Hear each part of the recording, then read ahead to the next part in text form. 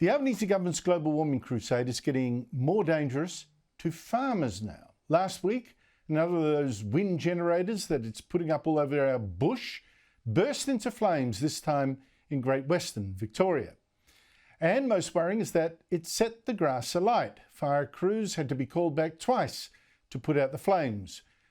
And this fire was spread like we saw with the wind generator a couple of years ago by a burning blade being flung out and setting the grass alight metres away.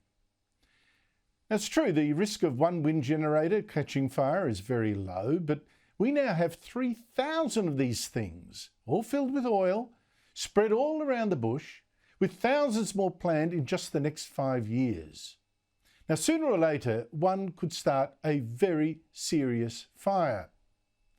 Already in Portland, Victoria, last year, one turbine burst into flames. That was a few months after another in Red Hill, South Australia, that caused a fire that caused more than $2 million of damage.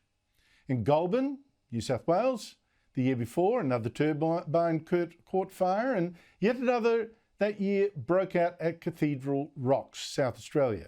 That was the second fire at that same wind farm.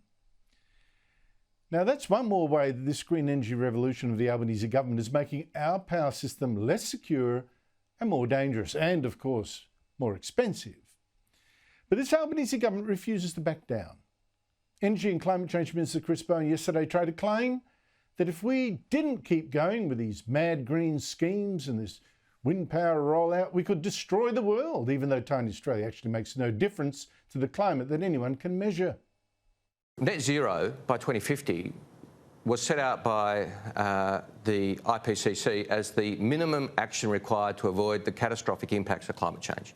I mean, if you're not for net zero, you're for the catastrophic impacts of climate change. At least the South Australian Liberal Party has just voted to say no to Australia's target of slashing emissions to zero net by 2050 because of the cost. The United States under Donald Trump has done the same. But Chris Bowen yesterday was saying the Albanese government is sticking to our target, never mind that cost.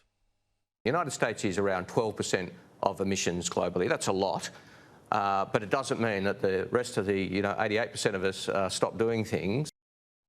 Did you see how Bowen tried to con you there, implying that only the US is going to scrap the net zero target? Well, that's absolutely false. I mean, for a start, just add China, the world's biggest emitter by far.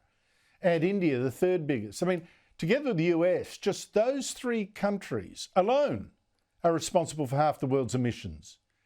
And they say no to net zero by 2050. And so do a lot of other countries.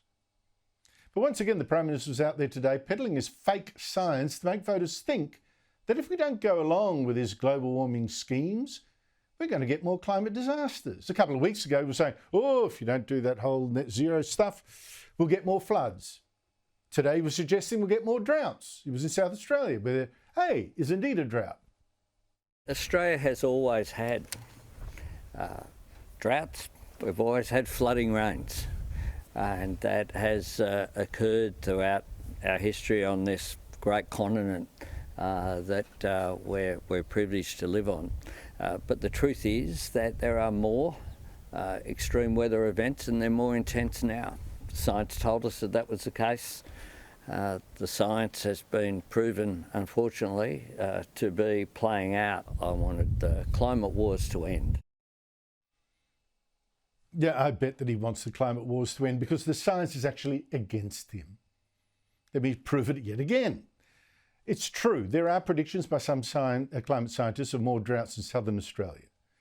But the Bible of global warming, the latest report of the United Nations Intergovernmental Panel on Climate Change, admits that the record so far doesn't show an increase. It says there is low confidence in the emergence of drought frequency and observations for any type of drought in all regions. There is limited evidence of drought trends emerging above natural variability in the 21st century. And that's confirmed in the rainfall record for South Australia, going back more than a century. Yes, there was a very bad drought around 6 years ago, but you look at the 1920s and the 1930s, nearly 2 straight decades of drought, followed by a period of high rainfall, and now we'll looks like somewhere in the middle. There is no real signal there of man-made warming at all. Now, this argument is going to get very intense in the next 3 years, especially if the coalition does decide to drop its own target of net zero emissions by 2050. But if it is going to do that, then its MPs must learn this real science and use it against Labor. They've got to dare to argue back. And I've never seen Liberal MPs even dare do what I've just done here. What will it take for them to call out this global warming madness? Is it our bush burning, torched by a useless wind farm?